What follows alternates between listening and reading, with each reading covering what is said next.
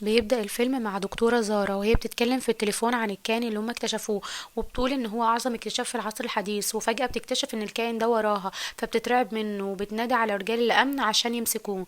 فبيجري منهم الكائن بسرعة وهو خايف، لحد ما بيوصل لسور متكهرب بيمنعه من الهروب. فبتحاول الدكتورة زارا مع باقي الفريق انها تقرب منه بهدوء، لكن فجأة بيظهر برق بيكسر كشافات النور وبيختفي الكائن مرة واحدة. فبيستغرب كل الموجودين من اللي حصل، وبنشوف الكائن مرة تانية وهو بيجري في الشوارع بسرعة من غير ما يوقف، والعربيات كانت على وشك ان هي تخبطه. بيقدر يتفادى العربيات وبيقف لما تشوف الاعلان بيلفت انتباهه، وبيكون الاعلان عن قمة ايفرست. فبيفضل الكائن واقف مكانه وباصص للاعلان. بعد كده بتظهر بنت صغيره اسمها هي لابسه وخارجه من البيت، وقبل ما بتنزل مامتها وجدتها بيفضلوا يدوها نصايح لحد ما بتزهق وبتخرج. وبنكتشف ان البنت دي شغاله حاجات كتير عشان تقدر تحوش فلوس، زي انها بتمشي كلاب او تقعد مع الاطفال او بتجمع القمامه. وبتقابل البنت في الشارع مجموعه من الاطفال في سنها وبيكونوا اغنياء وماشيين يتكلموا على اللي هيعملوه في الصيف. ولما بتعدي يمي من جنبهم بيشموا ريحتها الوحشه فبيتريقوا عليها، لكنها مش بتهتم بكلامهم وبتمشي. وبتقابل جارها الولد الصغير اللي اسمه بنك، وبيكون بيلعب في الشارع وبيطلب منها انها تلعب معاه. بتعتذر له وبتدخل البيت، فبيدخل وراها وبيقولها انها مش بقت بتلعب معاه زي زمان. بترد عليه ان هو ممكن يلعب مع قريبه، اللي بنكتشف ان هو نفس الشخص اللي كان ماشي في الشارع وبيتريق عليها مع اصحابه. بنجي بيقول لها ان قريبه اللي اسمه جين دايما مشغول بالتليفون، ولما بتدخل بيتها بتسمع اهلها بيتكلموا عنها وازاي هي بتعاني بعد غياب والدها، وانها مفتقدة طول الوقت. وبتطلب الجدة من انها تاكل معاهم، لكن بتقولها انها اكلت بره. بتطلب منها مامتها ان هما يقعدوا سوا، فبتعزف لهم على الكمانجة زي زمان، لكن بتقول لهم انها باعت الكمانجة. وبتقفل باب الاوضه وهي متضايقه. بتدخل مامتها الاوضه عشان تطمن عليها وهي نايمه، وبتسيبها وبتخرج، لكنها بتطلع عنها صاحيه وبتخرج من الشباك بتاع اوضتها وبتدخل مكان فوق سطح البيت متعلق فيه على الحيطه في صور مكتوب عليها رحلتنا عبر الصين. وبتقول لنفسها انها تعمل الرحله دي في يوم من الايام. وبتحط الفلوس اللي هي جمعتها في صندوق، وبتطلع الكمانجه اللي هي لسه ما بعتهاش وبتقعد تعزف وهي باصه لصورتها مع والدها. وفجاه بتعدي طياره من فوقها فبتترعب وبتقع على الارض، وبتلاقي نفسها قدام الكائن الغريب اللي كان مستخبي على السطح وخرج لما الكمانجة عملت صوت. فبتخاف من شكل الكائن ده. فلما الكائن ده بيسمع الصوت الطيارة فبيخاف وبيرجع لورا وهو مرعوب. فبتساعد انه تساعده ان هو يستخبى، وبيضلوا صاحيين لحد الصبح. لما الشمس بتطلع بتحاول تقرب من الكائن فبتلاقيه نايم، فبتسيبه وبتنزل بسرعة وبتودع اهلها وبتخرج من البيت عشان تروح الشغل. لكن بتلاقي قدامها الدكتورة زارا وهي بتدي فلوس لواحد وبتطلب منه ما يتكلمش عن الكائن اللي هو شافه. فبترجع البيت بسرعة وبتاخد الأكل من قدام جدتها وبتسيبها وبتدخل أوضتها بعد ما ملت شنطتها أكل، وبتطلع على سطح البيت وبتروح للكائن الغريب وبتقرب منه بهدوء وبتقدم له الأكل. فبيخطف منها الأكل مرة واحدة، فبتقعد جنبه وبتعالج الجرح اللي في إيده لحد ما بيطمن الكائن دوت وبينام. فبتبدأ تغطي المكان عشان محدش يشوف الكائن ده. وما يقوم الكائن ده من النوم بيخاف وبيستخبى منها، لكنها هي بتحاول تطمنه وبتعزف له على الكمانجة. وتلاقيه مركز مع الصورة بتاعت قمة ايفرست، فبتسأله هو المكان ده بيته، فهو مش بيفهم كلامها. هي بقى بتدور على تليفونها عشان تشوف معلومات تخص الكائنات اللي بتعيش هناك، وفعلا بتلاقي ان في اساطير بتتكلم عن كائن اسمه ليتي بيعيش على قمة ايفرست. وبيظهر بعد كده راجل اعمال اسمه برانش صاحب المختبر اللي كان فيه، وبيقول الحراس بتوعه ان وهو كان متعصب، وهو بيقول لهم لو مش لاقيتي هيرفدهم. بيرجع بقى بانجو بيقول لي لكنها بترفض وبتسيبه وبتخش اوضتها. بتكتشف جدة ان التكييف اتسرق، فبتطلب من بانج ان هو يدور على الحرامي. فبيطلع بانج هو وجين على السطح عشان يدوروا على الحرامي، لكن بيتخضوا لما بيلاقوا اليتي فبيحاولوا ياخدوا من التكييف. فبيحاول جين ان هو يتصل بالشرطه بسرعه، لكن يين بتوقفهم. لكن دكتوره زارا تكون سمعت مكالمه تليفون بين جين والشرطه، فبتطلب من الحارس ان هو يروح بسرعه للمكان اللي فيه اليتي. وبنرجع اللي بتحاول تفهم جين ان ده حيوان اليتي، لكن جين بيقول لها ان اليتي ده مش موجود اساسا وان هو حيوان اسطوري. وبتوصل للهليكوبتر اللي بتدور على اليتي، وبتحاول انها تهربوا بسرعه. وبيحاول بانجو وجين ان هما ينقذوا وبيركبوا على موتوسيكل وبيجروا بيه ورا يتي. وبتستغل الاضواء اللي خارجه من المدينه وبتقدر تهرب من الطياره اللي بطريقتهم. وبيوصلوا للمينا، وهناك بتطلب من اليتي ان هو يركب على السفينه بتاعه البضائع. وبتطلب منه بقى بعد ما عرفت منه ان السفينه ديت رايحه لبكين، وبتطلب منه ما ينزلش الا ما يوصل لايفرست. لكن لما بتلاقيه خايف فبتقرر انها تركب معاه السفينة.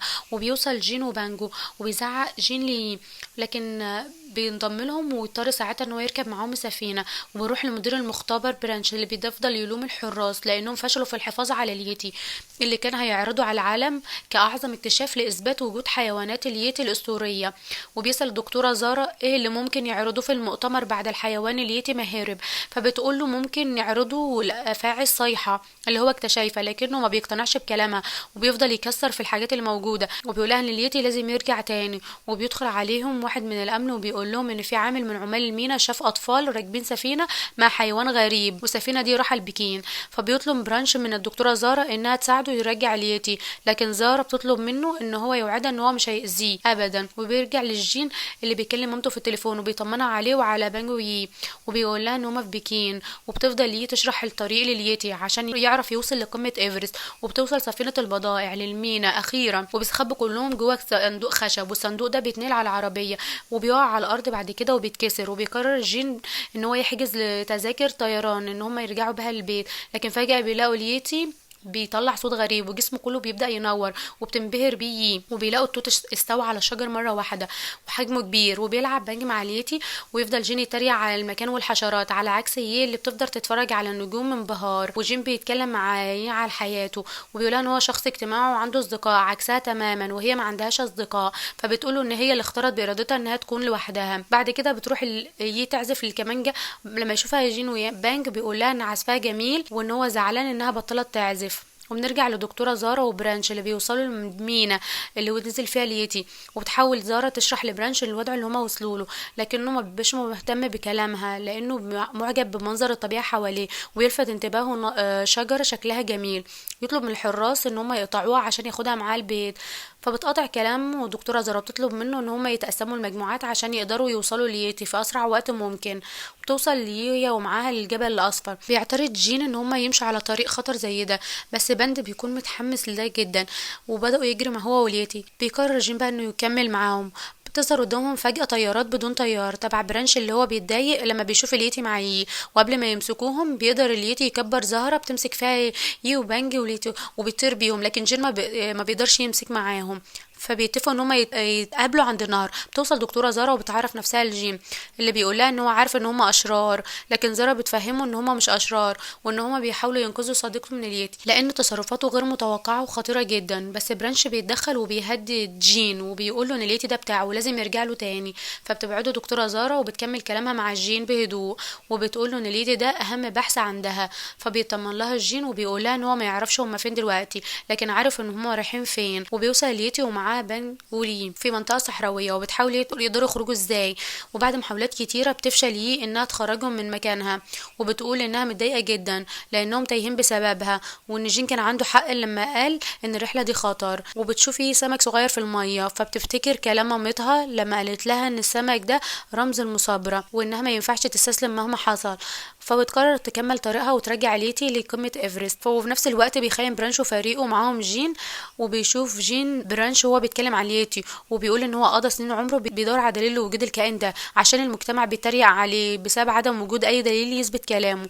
وبالليل بيصحى جين من النوم وبيخرج من الخيمة فبيلاقي دكتورة زارا بتتكلم مع رئيس الامن وبتقول له انها زهقت من تأتية دورها كدكتورة بريطانية محبة للحيوانات وعايزة تخلص من الموضوع ده وتسلم اليتي للمشتري ولازم تتخلص كمان من الاطفال اللي معاه. ولما جين بيسمع الكلام ده بيقرر ان هو يهرب ويروح عشان ينقذ اصدقائه. وبيتخلى جين عن الموبايل بتاعه في سبيل ان هو ياخد مركب يكمل بيه رحلته. اما يو بانج بيلاقوا قطر معدي فبيركبوا فيه بسرعه وبيوصلوا للمكان اللي متفقين عليه مع جين وبيفضلوا يدوروا عليه لحد ما يوصل جين فعلا وبيركبوا المركب. وبيظهر في نفس الوقت عربيه مصفحه فيها زارا والامن فبيحاول جين ان هو يهرب منهم بسرعه بالمركب، لكن العربيه المصفحه بتتحول لمركب بعد ما تنزل الميه. وبيحاول جين ان هو يهرب بالمركب وبينجح في ده فعلا بعد ما بتتحطم السفينه على الشاطئ. وبيقدر ليتي ان هو يخلي الارض منحدره عشان يقدروا يهربوا، وفعلا بيقدروا يهربوا من دكتوره زارا واتباعها.